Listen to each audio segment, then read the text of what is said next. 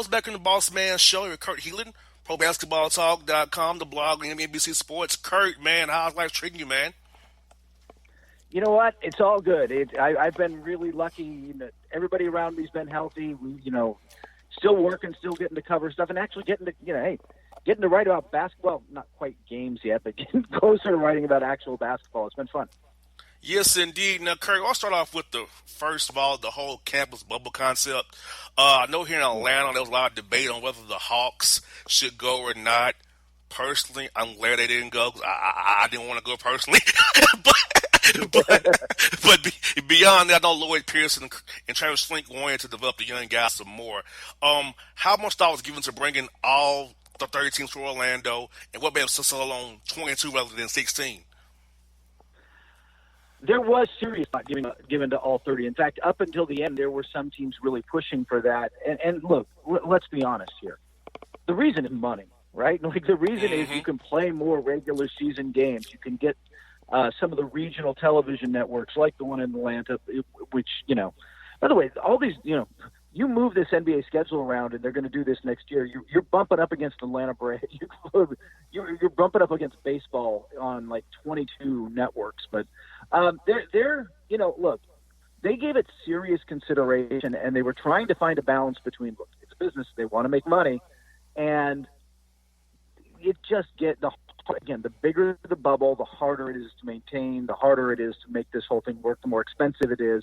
And in the end, they went with 22 so that they could play some regular season games. But, look, it's not like Washington has a shot really here, right? Like, exactly, catching Brooklyn or Orlando, and Phoenix is there to kind of round it out. Like, there are teams in the West that, when play shut down, thought they had a legitimate shot at the playoffs, but it wasn't Phoenix. So, this is a way for them to make some money and get some things going. I think it was a balance, and honestly, of the options, I'm fine with it. I mean, I personally would have preferred straight to 16 and just go straight to the playoffs, but I get why they're doing this. This ultimately is about money and making and get and this is a way they can. The bubble, for all its flaws, is a way to can hopefully control the virus and keep it out. We'll see how that goes. And my friend in Memphis, Coach Jenkins, I feel bad for him because if I had to play the 8-9 play-in game, I'd be so ticked off, Curry. It ain't even funny. Yeah, you know what? And I love that team. First off, I love him as a coach. I love that team. Look, John Moran, I think it's going to be interesting because I don't think outside of people who are really basketball fans, like people, you and I, and there's a lot of people listening who watch. I don't think a lot of casual fans realize how good John Morant is, man. John Morant is all that. Like he's a special player, and I think a lot of people are going to find out about him, in these postseason because this is the first time that a lot of people will be exposed. But yeah, I feel bad for them because who's chasing them now? A fully healthy, New Orleans team that's not only just has Zion Williamson, but I mean Brandon Ingram took a step forward this year. They got Drew Holiday. That is a pretty deep team that we kind of thought might make the playoffs anyway. And then they got Damian Lillard and CJ McCollum and a fully healthy. And I don't think I think people watch the game. That team really needed to get healthy. Without Yusuf Nurkic, they're not the same. Like without that big man who could pass out of the short roll and defend the rim and be the guy they need. They're just not the same. Hassan Whiteside could not do the job. They just got their guy back, and they're good. They're going to be so I'm with you. Memphis, I still like their chances because, they're still going to probably get into the play-in game, and they just got to win 1 or 2.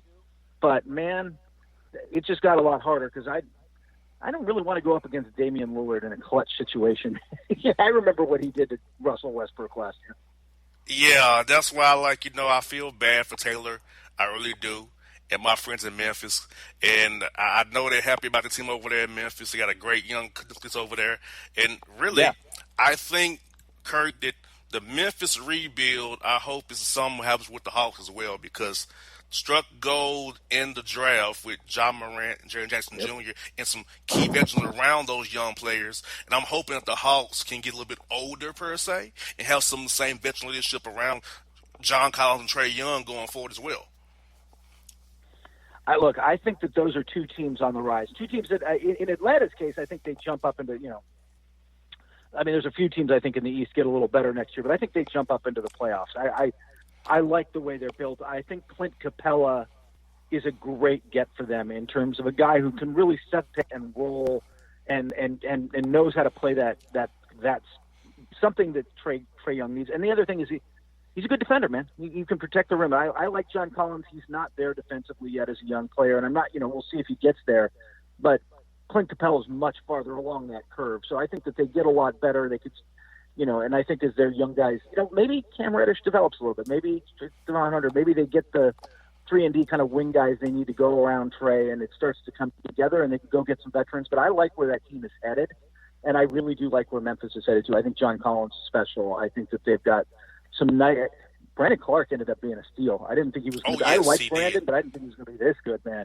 I didn't think it was going to be this good. So they're a team I like on the rise too, and they got some time. The West is the top of the West is pretty brutal for the next couple of years. They got a few years to build up before they got to deal with those guys, and hopefully those guys will fade a little for them. Now, Kurt, how do you feel that the guys have come back from a pretty much 4.5 layoff, 4.5 month layoff, because March 11th, which is my birthday, is when everything went straight to hell. Yeah.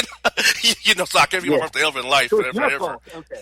It's my fault. Right, so it's my fault. So guys couldn't get the gyms in their homes like Mike Conley has, or get to run or work out. So I think it's going to be who's able to get in shape the most. I feel like this made this more of a wild card because, still get back in shape, but really 4 months off and then jump back into it, you really don't know he has had the same chemistry anymore. Do you still gel? And, and guys have gotten older, like LeBron James has gotten older. He has gotten younger these past 4 months. So it could affect those guys come October and it's late September there.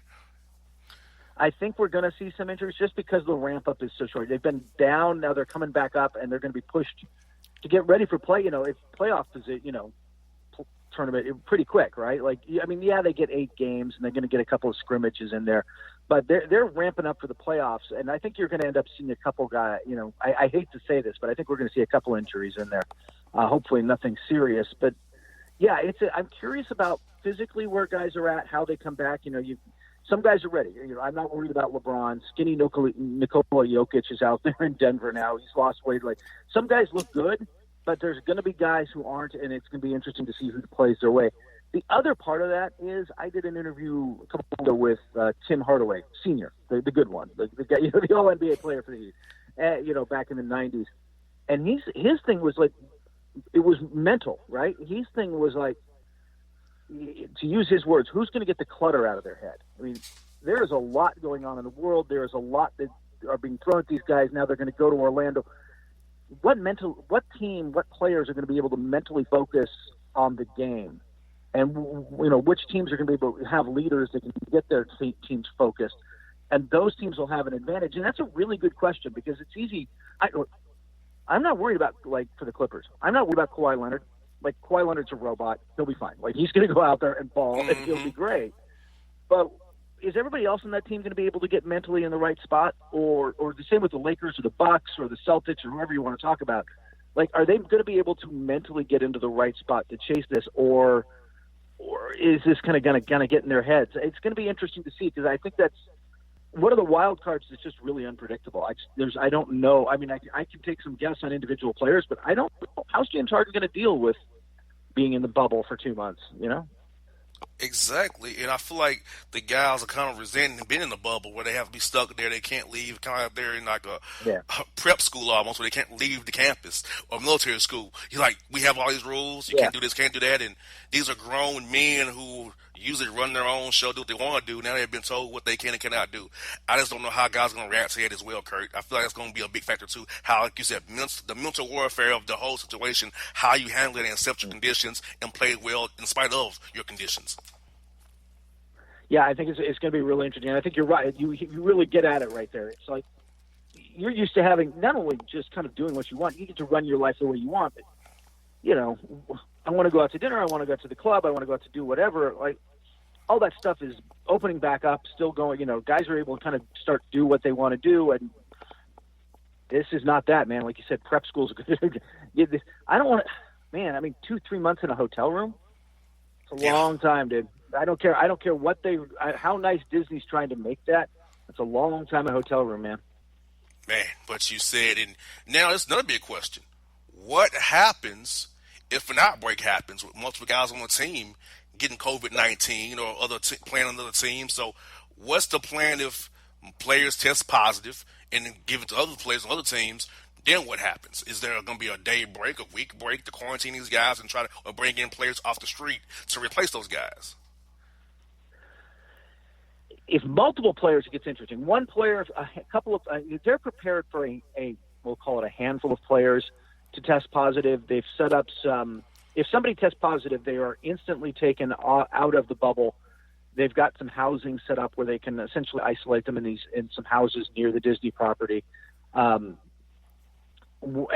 monitor them. And first off, test and make sure it wasn't a false positive. But on top of it, then those guys spend 10 days, 2 weeks, whatever it takes for them to get a couple negative tests in a row, and then they can go back in.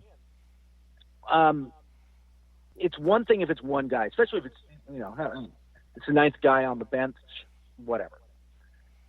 If it starts to be stars or it's one team loses 4 rotation players, that's a very different thing, man. That's a very different problem. And I don't know that we've seen the answer on how the league's going to deal with it. Like they haven't said what the number is, what the tipping point is, how that gets handled when it's multiple players. So I think that's still one of the things out there. Nobody knows, and it is a concern. The number of Florida opened up early, and the number of cases in Florida in general and in Orange County, which is the county mostly around the Disney property, those are way up as well. So it's just something to watch. Like the NBA is going to try to create this bubble, but the Disney staff is still coming in and out of that place and everything else, man. Yeah, that's the part that scares me because I look at the numbers in Florida; they're rising daily and rising fast. And same here in Georgia. We opened up early as well, and it's like, ooh, okay. I don't think it's going to be a good idea because, like you said, the Disney staff is still coming in and out of that bubble. It can bring in the virus to the bubble, to the players, and infect the players and cause a super spreader event. So it's just, to me, Kurt, it's going to be a crapshoot at best, man, going forward, in my opinion. And I get why there are players who don't want to do that. If a player has some, there are players out there with Crohn's disease or whatever who have who don't, look, if I had that kind of illness, I might not take that risk, right? Or if I have a kid, if I'm a parent, when my kid has that and I'm risking getting it and bringing it home, I am absolutely concerned about that. Like, I might be willing to, financially, I might be willing to take the hit personally, not to take that risk. I mean, it's a personal decision for everybody, right? I think it's kind of the same with Black Lives Matter. I think there's some absolutely players who are invested enough in that they might be willing to take a financial hit. I just don't know how many of them that really is versus how many are kind of like think they can use the platform there. Plus, I mean, if things really went sideways and there was no, if a lot of players didn't want to go, it's not just this season that's in jeopardy.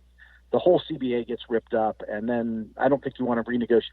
If you're players, man, you do not want to renegotiate that in the pandemic. So I think you're going to see guys go forward, but there are guys who aren't comfortable, and there are guys who are just simply not enthusiastic about this, but will probably do it for the greater good. Now, you kind of led me to my next point. What is the NBA going to do about the Black Lives Matter protest and the movement for racial justice? So is there a plan going forward in the bubble for guys to use their platforms to make more people aware of what's going on in the country right now? That is still being negotiated. What's going to be done, allowed, I'm not even sure what the phrasing is there. It's the Players Union and the NBA are negotiating that right now and bringing in some other players to talk about it. I'm not sure. I think Avery Bradley had a really great point the other day, which is, we've gotten past the point where wearing a T-shirt or even taking a knee during the anthem or any kind of symbolic gesture is enough. Like, what's the action? What are you doing that's going to make a concrete change? What are the owners going to do that makes a concrete change? And I think that's that's an absolutely legitimate position to take and question to ask. and it's the time to use that leverage to get something done. So I'm not sure what that's going to be. They're supposed to be announcing that, they're working on it. So next week or two, I don't know. We'll see when that comes out. But I think that it's a really good point that if you're trying to leverage actual action, you're going to have to do that now, because once the games start, I'm not sure you can leverage it the same way. I'm with you there, Kurt. I'm with you there, especially when you're getting that bubble, you're stuck there. That's what you can do. So to make your impact now before you get there, for sure. You can do stuff. I mean, you can talk about it and you can use your platform to promote it. But once you're in the bubble, actual physical action becomes harder. And so what can you do? What can you get the league to do to take concrete steps? And that's, I think, again, I don't know what that's going to be. And I know that they're negotiating it, and I'm not just going to take guesses, but I think that pushing for that kind of concrete change is important right now. Most definitely. Last one I got for this, Kurt, is kind of goes in the offseason right here. What's the word on what the cap will be for the next season? And how it's going to be smooth again, or we're going to artificially inflate it like we did with the Warriors guy, Kevin Durant, and made everybody go crazy? So what's going to go on with the cap, man? Yeah.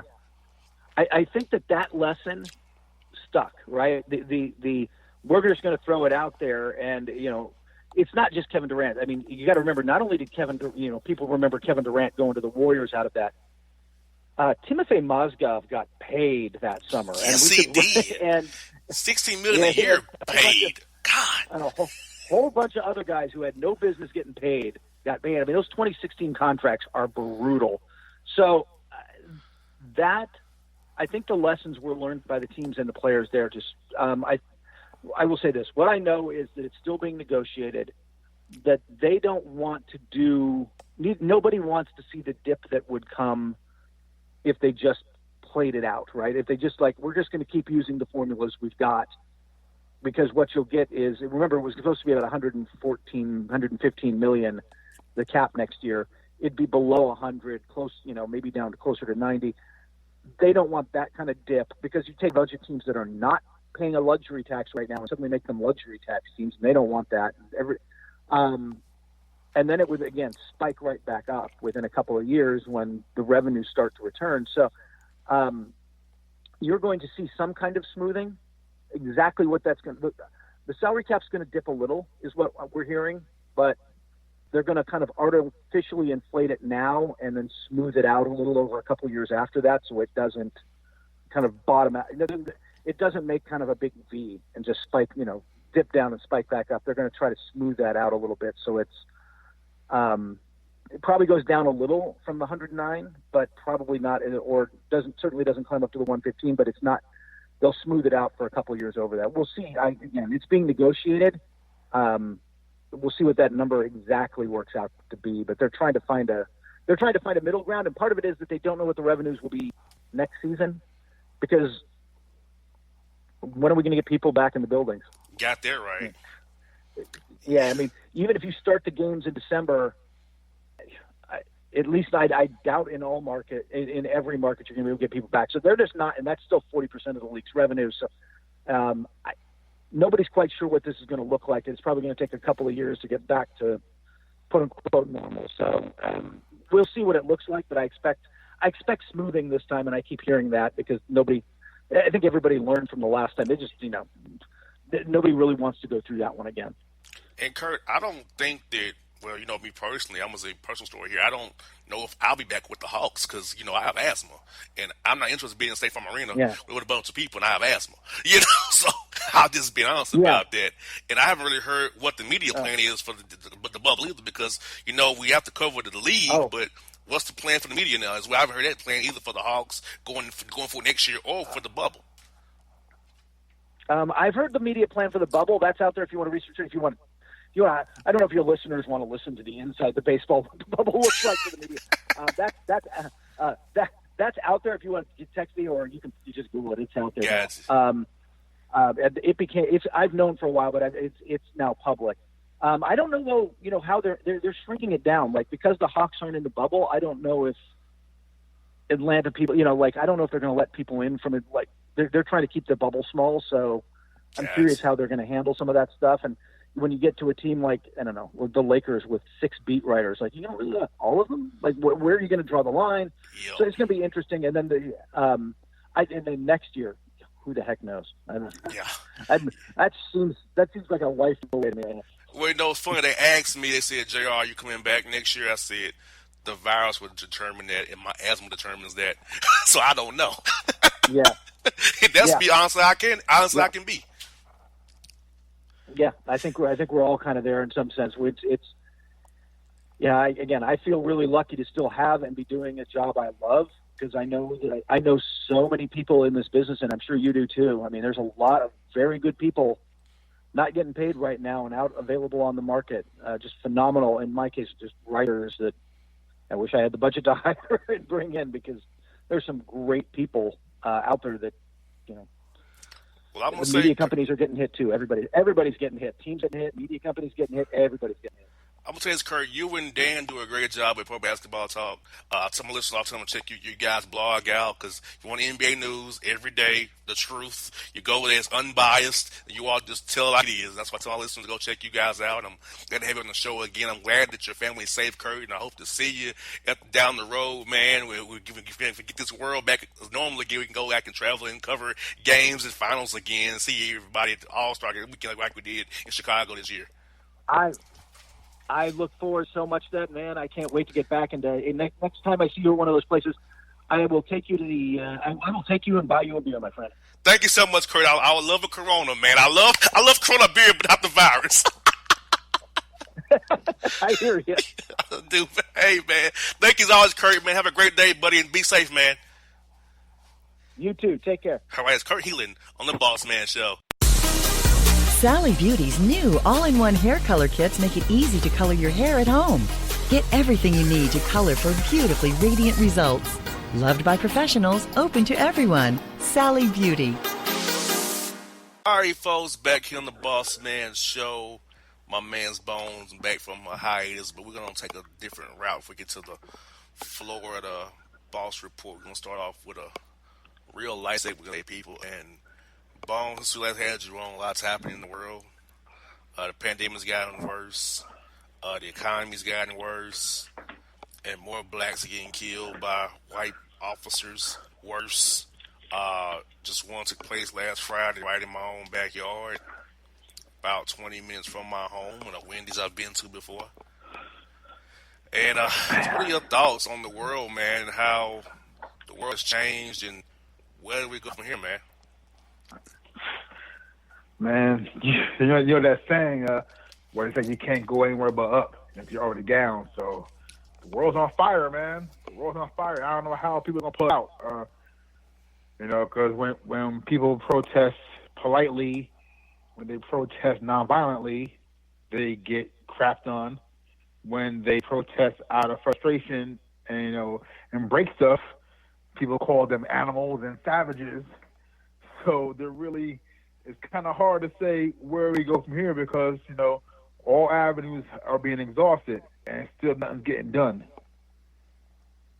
Most definitely, they want you. They want to tell you how to protest, which means don't say anything at all. Pretty much. Oh no, we don't want you to silently protest. We don't want you to peacefully protest. We want you to be loud and protest. We'll just take what we give you, and deal with it that way. And I think that time is up now. Yeah, everyone says that, the most, the best way, I guess, is to start voting and get out there, man. Don't listen to these fools that say don't vote. No, you should vote and get these fools out of here. Get McConnell out of here. Get Trump out of there. Get all these idiots there who are fascist, racist dictators out of here, and put people in there who actually are human beings with compassion and knowledge, who believe in science, who believe in people as all encompassing as one. So no, you should be voting out there. I mean, we had a talk down off air about celebrities saying don't vote. No, that's nonsense to me. It's not the quickest way, because it's still a ways away, the elections. But you got to go out there and make your voice heard through the ballot, man, and get these jokers out of here. And I'm gonna put it out there. People like Diddy, who said we're gonna hold the black vote. Charlamagne the God, who's an imbecile, talking about Joe Biden have a black agenda, Angela Rye, Jeff Johnson, Ricky Smiley, T.I., Killer Mike. You know what? You know what they all have in common, Bone, that we don't have in common with them? They're rich. Mm-hmm. So you can how you gonna tell me what to do, a middle class individual, when you're rich, living in your lush, private neighborhoods? If it's Trump or Biden or whoever, not Trump, you're gonna be good. Mm-hmm. Talking about Yeah. who gonna hold the black vote? What's the black agenda? Please, only one president had a black agenda. That was Lyndon Baines Johnson back in the '60s to pass the Fair Housing Act, Voting Rights Act, Civil Rights Act in the '60s. So when I hear this whole line, the black agenda, that's like one person that had it was him. So let's stop that nonsense either. But Joe Biden does have a black agenda on his website, Boom. And Ricky Smiley, Jeff Johnson, Angela Rye, Charlamagne the God, Diddy, Killer Mike, who's a Bernie bro, who took people in 2016 not to vote, T.I., who's calling Atlanta Wakanda. I mean, do they not read before they speak and blow it? Because unfortunately, Bone, unlike me and you, celebrities drive how a lot of black people think. Yeah. And their misinformation can cause others to get disenfranchised or get unmotivated and not vote. Because they are bloviating, because they're rich and it don't really matter who's in office. They're rich and have money. It don't matter. Oh yeah, I agree. I agree that I'm neither rich, I'm neither poor. Like you said, we're a middle class type dudes. We have to work for everything we get, and we're not sitting on stacks like they are. So it's easy to say to not vote, or easy to stay in your Ivy Castle and just say don't do this, don't do that, because they're gonna be all right regardless financially. So I agree with you. I think it's not quick. It's not a fast process. It's a long game, because everything happens, in the fall. But you have to start getting boots on the ground to start lobbying for causes that mean well for all people, and not only that is like get out there and voting, man. So all y'all out there who are saying don't vote and abstain, you're hurting your own cause in the end. You're hurting your own people's cause, actually. And speaking of voting, Bone, I'm gonna lay something out for you. Okay, this is to my white friends who have since found Jesus the last 3 weeks and kind of see what we're talking about now. You gotta be, you can't say you're not racist. You have to be anti-racist, and you gotta be anti-racist in every facet. You can't speak on stuff and have a voice and go in that booth and vote Republican, because guess what? Ain't nothing gonna change if you vote Republican. Now it's right and wrong now. You gotta put your politics aside. If you're talking about want to be right, everybody be equal, because Republicans don't believe in that. They believe in power and money and greed. And people like me and Bone don't matter. So, to my Republican white friends, conservatives, you talking about you're not racist, you understand that, you open your eyes up, but guess what? So you get to be that way when it comes to policy too. You have to not be racist when it comes to policy. You have to be anti-racist and say, hey, my ideology is kind of Republican, but if I want equality for my fellow brothers, I got to vote Democratic for a while here to enact the change I want to see. So, Bone, it's not just saying it now. You have to do it with your vote too, and not vote how you typically vote. If you really want to see change, that you obliviate to your black friends to prove you're not racist right now. Absolutely. I will say that I have been blessed. I think I come from a unique circumstance, being a black American, and I grew up and was raised in a town that was 99% white up here in New Jersey. It's definitely a Republican town. It was an Irish Catholic, Italian Catholic town, and I have old friends that I grew up with. That, I never had any overt racism in my face. To me personally, I think because of my family on my mother's side, we had a very good standing. My grandfather was the first black auxiliary police officer in my hometown. A lot of people knew us, and we had a lot of respect and some sway in our town growing up. So I was thankful in a way that I didn't have the overt racism in my face. Of course, there are instances where you look back now and think, damn, that was racist as hell what I went through, or what I saw. But I'm saying that from my personal experience, I didn't have much in my face. But that being said, it's good now to see that I do have some allies, people that I grew up with in that white town, and they are allies. And they may have grew up Republican, but they're now, I guess, say quote unquote woke, and they're now seeing the atrocities to our people, and they are now standing at my side. They're now fighting with me. They're now getting the voice out, on social media.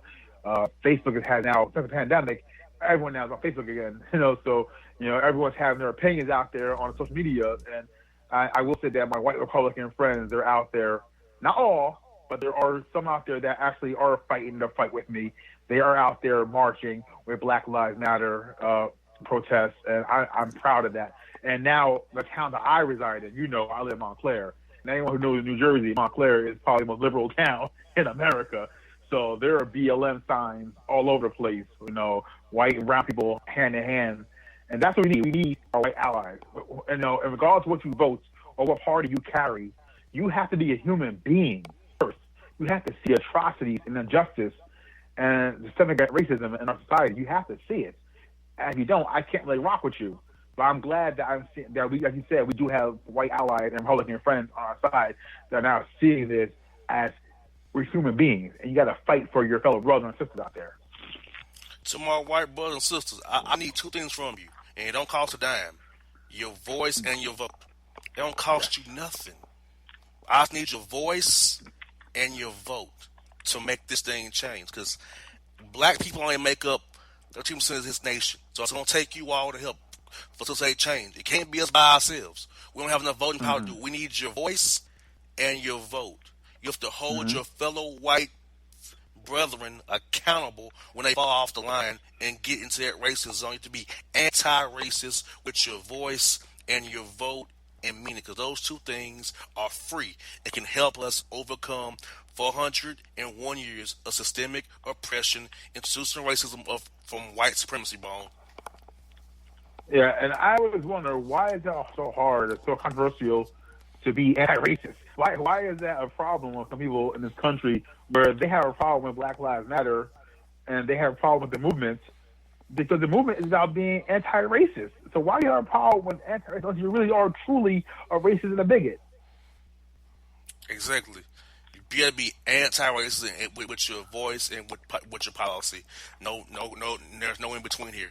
You can't wedge it.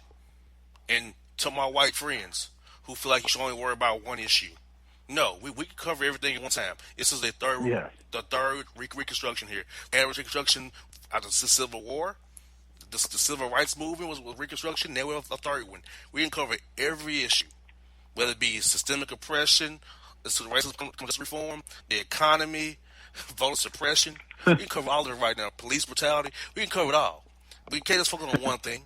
You can't change. It's uncomfortable, my white friends. It's gonna be uncomfortable. It's not gonna be comfortable for you. But you have to put on your big boy straps like we've done all these years and fight with us. If you really believe, if you really are about change and you love the Lord and you're a Christian person and you love God, well, help us. If you love those things, anti-racism with your voice and your vote. And I'll believe you're real. And if you don't do that, I believe it's blowing hot air up my ass. And I'm not going to rock with you like that. Yeah, and just know that there's never a convenient time to protest. There's never a convenient time for this stuff. You got to fight back, man, at all times. Like you said, it's going to be uncomfortable. It's going to be a long fight, but you can't. If you're all in, you're all in. Don't half step. Yeah, and my last point, Bone, is 2 points. We go for get segment out. Bone, I'm tired of my white friends trying to make me go with this. All cops aren't bad. They're bad cops and good cops. They're bad white people and bad black people. Stop that. We're not playing both sides, okay? We're not doing that game. One black man that killed a white woman in Minnesota as a cop, he's in jail. So we kill one of y'all, you in jail. I'm not doing that both sides game. We're gonna hold you accountable. I don't have power in this country. You do. You're the whites. You're white. Yes, white privilege is real. I know some of y'all white people get defensive when you hear that, but yes, white privilege is real. Okay, me and Bone have to look at our shoulders when we go out or get pulled over or go into a store. And me and Bone's biggest problem is not really white men; it's white women. Because if they say they weaponize their whiteness against us, me and Bone could be dead. Yes. Or if you call the cops on me and Bone, that could be our it for us. One call. So you can be done. Mr. Scary. Brooks. Mr. Brooks. Sleeping in his car at Wendy's. Ended up dead. Yeah, I don't want to hear about he ran. Took a taser. He wasn't a threat anymore. He was running. He was fleeing. Yes. You have his information. You have his car. You can find him. He told you he was probably going to his sister's house. He told you where he was going. You could have found him. Yeah. It could live fighting none of this. I'm tired of my white brethren talking about both sides is good and bad on both sides and good cops. I don't want to hear that crap, Bone. And also, white privilege is real. Quit running from it. It's real. You have it. Your skin color saves you. Before you get started, you already, by being white, you're good. And to my white friends who say that I don't see it because you don't see it because you're not privy to it. It's very nuanced. We notice it, but you won't notice because you're not privy to it. That's why. That's why you don't see it with my white friends. I don't see it. I said because you're not looking for it. You're not conditioned to deal with it or see it. It's very nuanced. You don't deal with it. When you live in your bubble, Bone, and they never know. When they're in that bubble, Bone, they will never know, man. Yeah. Now, and lastly, when we talk about this, you got to know that the white privilege is real. Okay, there's no disputing that. I don't understand why people dispute that because just because it's not in your face overtly, it doesn't exist. No, it is. White privilege is real, even if you don't feel it. And the thing is about white privilege is, we're not saying that your life is easy because you're white. We're saying that you already have head starts on making your life easier because you're white. We're not saying you don't have tough times too. We're saying that your times are not as tough off the bat because of the color of your skin. And that's what white privilege really is. You have almost a head start in life. That's all we're saying. We're not saying that your life is easy because you're white. It may be easier, but our lives are harder off the bat because of our skin color, because of our pigmentation, and that's a fact. And you ain't got to worry about the cops killing you at a moment's notice. Or even the smaller sense of going into a store, to the mall, and not having someone follow you around because you're black, or hopping in an elevator and see someone clutch your purse because they think you're a monster, or walking your dog down the street, as any other citizen will do, and people are scared of you and cross the street with you. They don't understand that, and I hope they see that. I would hope that they understand this. I know my allies, my white allies, they know it, they see it, and they feel it, and they're there with me. But so many others who think that is not a privilege, they gotta wake up. And Mark Cuban wrote an article about white privilege on ESPN.com. Greg Popovich has talked about it as well. Steve Kerr discussed. These are three prominent white men. Stan Van Gundy, and the fourth one, has talked about it. Rick Eisen, the fifth one, has talked about it. Yeah. Mike Florio, a sixth one, has talked about it. 6 powerful white men, our name's name, have discussed white privilege. Yeah. But you want to deny and get defensive about it. It's not white guilt. It's just telling the truth. Yeah, it's just facts. It's not an opinion. It's facts, folks. It's facts. It's happened to us for so long. So please, either get on or you can get run over because the cause is coming. The movement's coming. And it's not going to stop. So either be on the right side of history or be left behind. You got that right. Bone closed it out very perfectly. We're going to take a short break and come back with the Boss Report after the break. How do you feel about your office? Is it just a space for your company? Or is it a space to help you grow your company? From new HQs to satellite offices, with WeWork, you can find a space that works for you. Visit we.co/space matters to learn more. Folks, back on the Bossman Show. Heavy last segment with Bone and myself, but now we're going to have some fun. Go to Florida. Bone, I know it's been a while for you, man, but did you miss hearing the wildest goes on in Florida, my former home state? Yeah, I missed it. I mean, I purposely stayed away from the news because I wanted to hear these stories firsthand, so I can have the shock value, affected. So I'm glad that I didn't listen to news in a while. So now I'm ready to go. I'm ready to be shocked. I'm ready to be pleased by all stupidity. Yes, indeed. Well, folks, you've been waiting on it for about a month. It's time for it. It's here. It's the Boss Report. Oh, Bone, what would it come back for you? Naked Florida man attacked flea market coin machine, then an employee with a bat, stole car, tried to kiss an elderly woman, peed on a woman's donk at the Quickie Mart, that's what it says, threw brick at another man, arrested with gun, ammo, and stardust, faces 19 charges, and he was a black man. This is all on one charge? Or is it all one evening? Yes, all one guy, a black man in Florida. He was a tornado. He went through all the gamut. He went through everything. Man, and did you say that he got to pee on the girl's booty? He did at the Quickie Mart. Said, quote, "You packing, baby." That's what he said to her. Quote, "You packing, baby." I would never. Oh, you packing? That's funny. You packing, but okay. So if a female is packing, the best way to impress her is not to pee on her booty, man.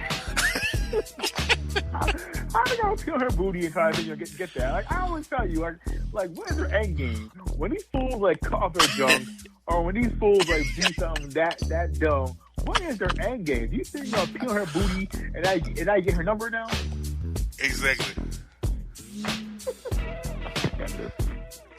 Yes. It gets worse. This is another black man that I'm telling you about, Bone. Tampa, Florida man arrested the burning down Gyro restaurant because they didn't have his favorite meal. And after he burned the place down, he cut his junk off and said, "Now what? Suck this." Yeah. Now what? Now what means you don't have a penis. So, like, now what? Now what for you, sucker? now you're not eating any food and you don't have penis. So yeah, now what, sucker? What are you saying? What are you saying? Who are you trying to prove it to? What is wrong with these guys, man? These are two black guys, man. I can't believe fools. I don't want to generalize and stereotype, but usually the Florida Man news is of a different persuasion. So yes. I am shocked and disappointed that these first two news outlets have come about our people. Yeah, disappointing. And this is not one. This is getting back to normal now. Florida man lets 12-year-old girl drive a Jeep 85 miles per hour to be a quote cool father. Get this. He ain't even her dad. He met her randomly at Walmart. Oh my gosh! So he's trying to be her daddy. Mm-hmm. That's just nasty. I mean, who trying to impress a teenage girl? Yes. A teenage girl, man. And I mean, I know then what I know what he's trying to angle for. Ew, man. And you're Jeep at 85 miles an hour. Yep. And you let a kid go drive your Jeep, and these Jeeps, man, all it takes is like one quick jerk of the wheel, and that Jeep is rolling over and rolling over and over and over and over. Like, what are you trying to? I mean, I know you're trying to accomplish, and it's disgusting, but that wouldn't help. Man, yes indeed, and man, it's terrible. Florida man on beach during a pandemic finds 4 large bags of weed in the sand. Turns into a lifeguard. Wow. Thought he'd keep it for himself in Florida. He turned it in, huh? Yeah. He wins the award for a good dumb person. He had 4 bags? 4 bags of it he found in the sand on the beach in Florida. My man had the Nate Newton hookup. He just gave it away, huh? Mm-hmm. Hey, man. I mean, I'm not saying pro drugs, but, you know, 4 bags of weed, you know, and you're in Florida, to me, that sounds like a party. Like, that's a come up. That's a come up in Florida. That's a come up, man. Like, man, oh man. Florida man and deputy sheriff warn about the dangers of children consuming drug-laced candies from convenience stores. Drug-laced candies? Mm-hmm. At convenience stores? Yeah. That's so convenient. I mean, like, what? And what happens to do? I mean, I always locked up, right? It's not. Wow. Like, why? That's a good. Florida, you're wild, man. I miss you, Florida. For real, I miss y'all. That's wild. Yes. That's a real thing. Yeah. Even wilder. Florida man is arrested after shooting up Popeyes after Uber Eats order did not give him any napkins, forks, and sauces with his Uber Eats Popeyes. So he shot up, went in there and shot the place up, and not giving him what he needed from his Uber Eats order. He shot it up because he didn't get a napkin.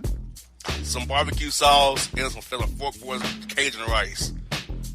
I'm gonna say this, knowing that my son sometimes listens to this podcast.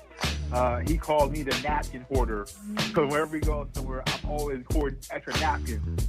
So he would probably think that was me shoot the place up because I love. And there was a black man too, Bone. There was a black guy. I love these napkins, bro. So I kind of understand where I'm coming from. Especially Popeyes.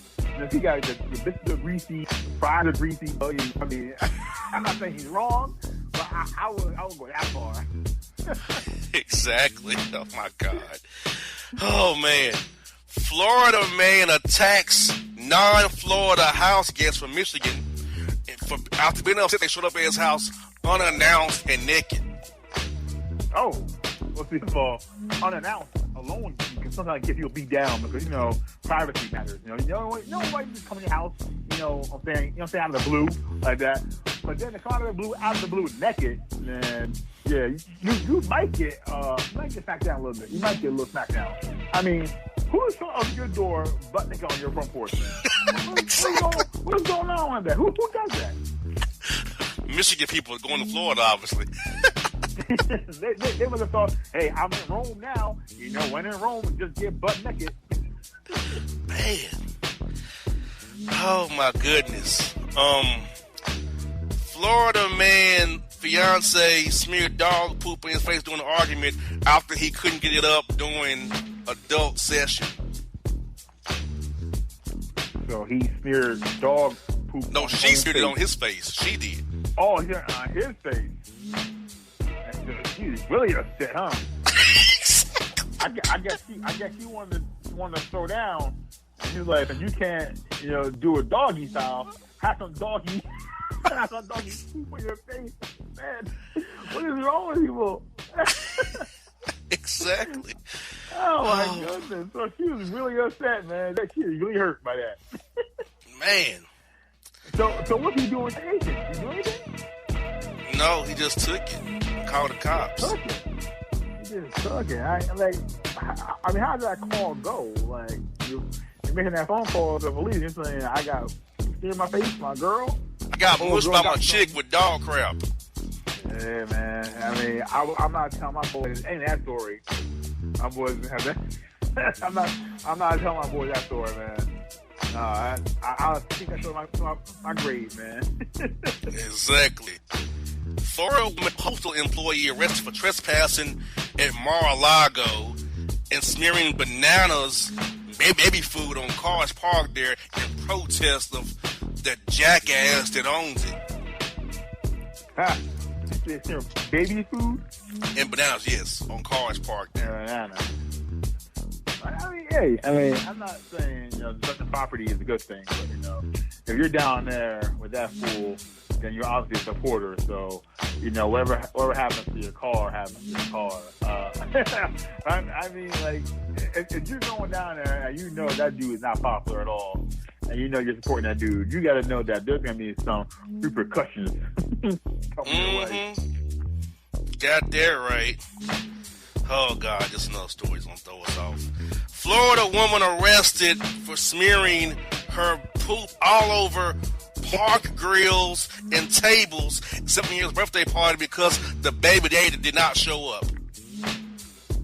For the baby daddy? That's why she's mad? Yeah, he didn't show up, so she smeared her own poop on grills and park tables at the birthday party for a 7-year-old girl.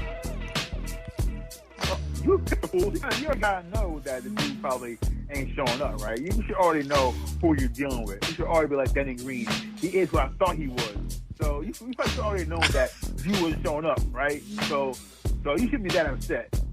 But the fact that you are upset, okay, I get it, cool, you're upset, because he's letting his daughter down. But to smear poop all over the equipment, Now no one's using it. Now you're not using it.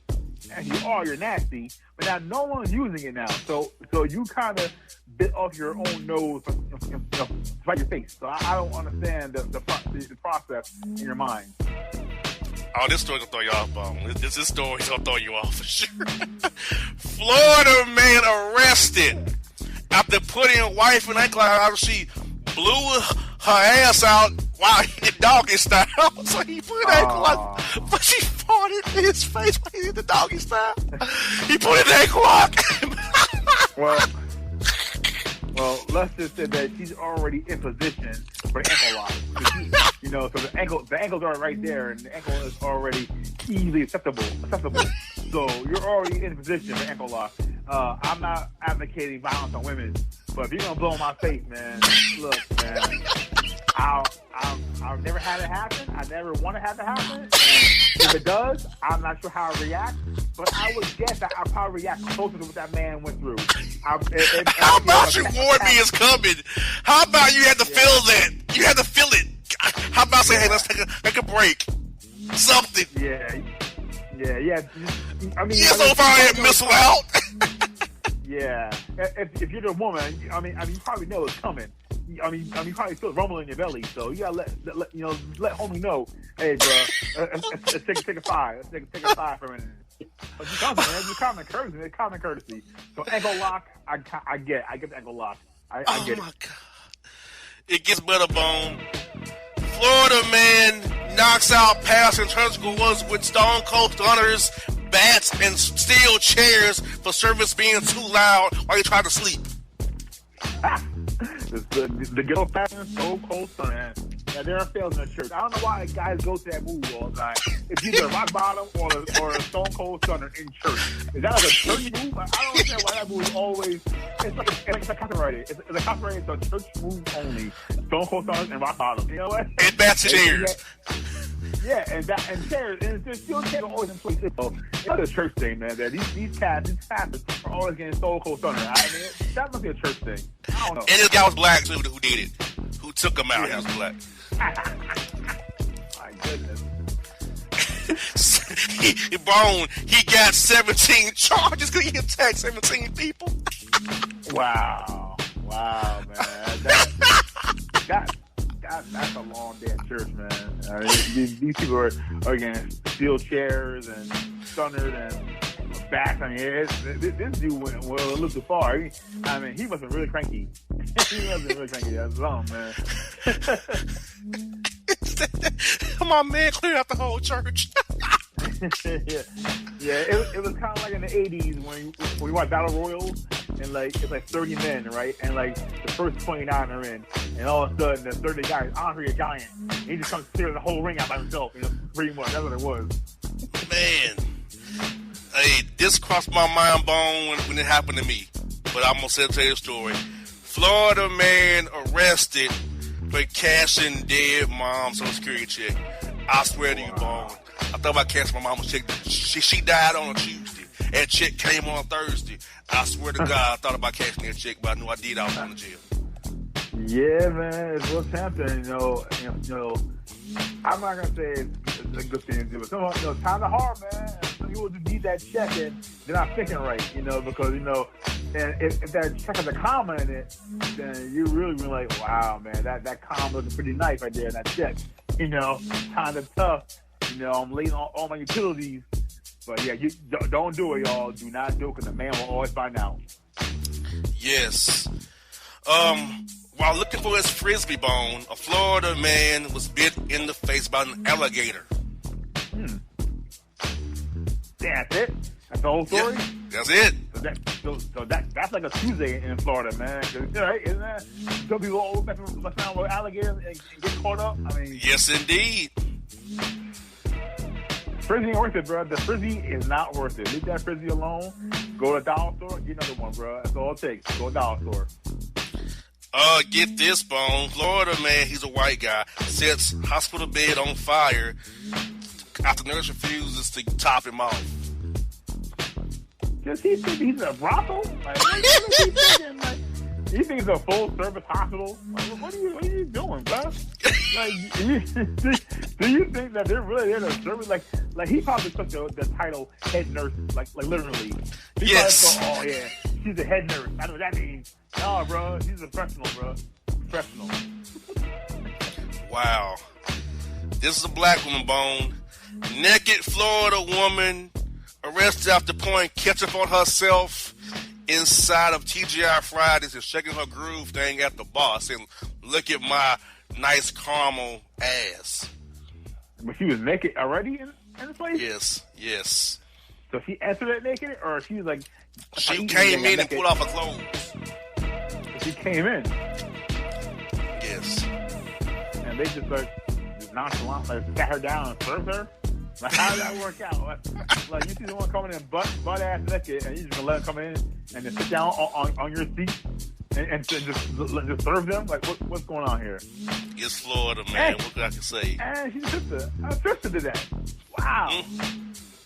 Yes. See what I mean? See what I mean? I go in thinking that these stories are a certain ilk, and then I get shocked, man. I really get shocked. Is this gonna shock you too? A black Florida man arrested after pooping in court after getting the wrong charge he didn't like. Oh wow! So he probably just thought that system is crapping on him. But he's really gonna show you what crap looks like for real. Yes. That's some protest, man. I mean, he had to know. All right, he probably just thought that's already lost cause. I'm about to do this bid, and now for my last act of free man, watch this and just drop a few. I mean, that's the only thing I think of that. He probably just was already hopeless. He's like, you know what? I'm already through. Watch this. Yes. Man, Can't get no worse. Can't get no worse. Can't get no worse, boss.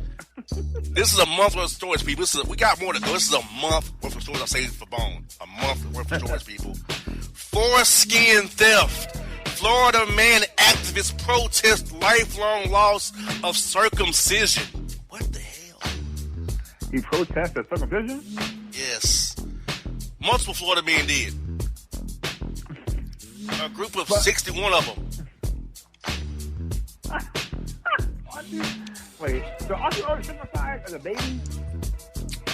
In Florida, it's optional. Oh, so he was just like that's his hill he's gonna die on, circumcision, right? That's the hill that he's gonna fight for to the very end. He was real serious about that. He's real serious, huh? Mm-hmm. Oh, God.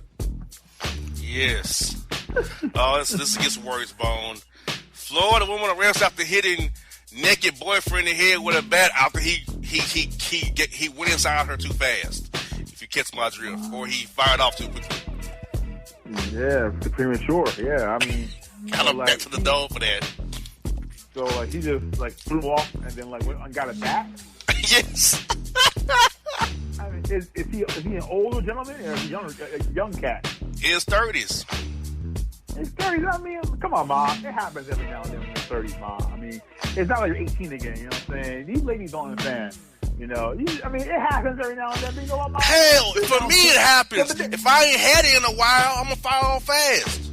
Yeah, and you know what? That's only round one. Who said it can't be a 12-round fight? So why not just give him a minute? You can break. Yeah, and then it's all gonna be a fast first round. We ain't had it in a while. Yeah, so it was a fast fight. But you know what? There's always round two. There's always round two. Let him recuperate. You know, so let him go in the corner. You know what I'm saying? Work himself up again, and then go round two. I understand that. Yeah. Oh my goodness. Florida woman, a black woman, ran naked around South Petersburg Park to escape a, quote, giant spider. Oh, so why was she naked then in the first place? Man, bro. Is that say? Like, was she already in bed and she saw a spider and broke out? Or like, was she just like, was she so scared she saw a spider that she got undressed and then ran out? Like, I think that's spider got undressed. That's what happened, probably.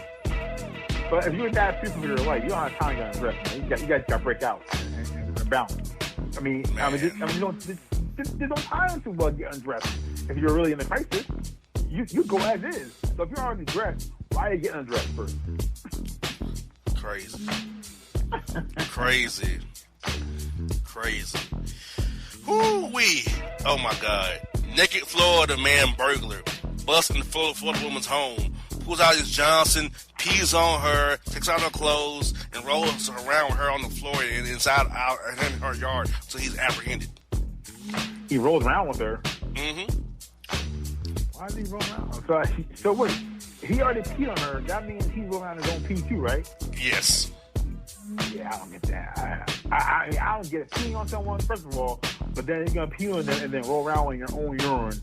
That makes no sense, man. None at all. Get this. Florida man trapped in unlocked closet with his girlfriend for 2 days. Really?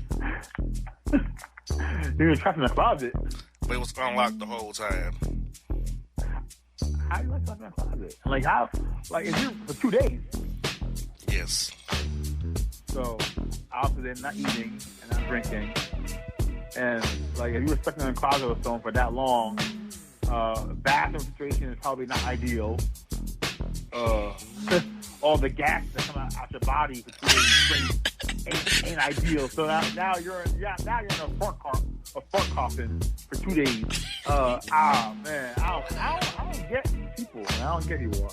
I don't get flirty in these news stories. I don't get it either. Florida man carries blind T-shirt wearing gator into a key lime pie store for a treat. Well, the gator was blind, so the gator is assistant. The gator just can't walk in there and I'm blind and make an order. That makes sense, right? It's Florida. That makes sort of sense. Yeah, they tell them alligator can't see, officer. Alligator's blind. I'm here. I'm the alligator's aide. But Paul, I have a very question. How you know if a gator was blind though? How would you know? Maybe, Florida litmus test. You put your hand in front of the gator's mouth, and the gator doesn't snap at you. The gator can't see. I guess that's how you do it down there. I guess. Get this, Florida man, stone cold stuns man in Walmart for looking at his girl's booty, saying you looked one too many times, my N-word. Well, listen. When you have a nice booty on, a woman, a nice booty on your arm, you should have that as a flag of like pride, man. I mean, a look is a look. And one thing if he groped her or something, he grabbed her or something, he's just looking. Man. He's admiring what you got. He's admiring you. So I personally would wear that as a badge of honor. So you know what? That's right. Man, oh man, here we go. 69-year-old Florida woman yells at passing vehicles before standing up, pulling down her pants, and urinating on the bench, saying, "Lick my twat." Oh my God. That is vulgar. That's an image. And how old was he, 69? Yes. Oh, white woman. Of course. But all right, that's not the point. But 69 years old, I can only imagine the visual. And then to come out there and say what she said, man. I saw the mugshot. She looks terrible. I mean, if you're going to be 69 years old and do that, at least you like Pam Grier or Sophia Loren, something like that, you know what I'm saying? At 69, those women are still fine back in the day. But I can imagine what she looked like in that sight.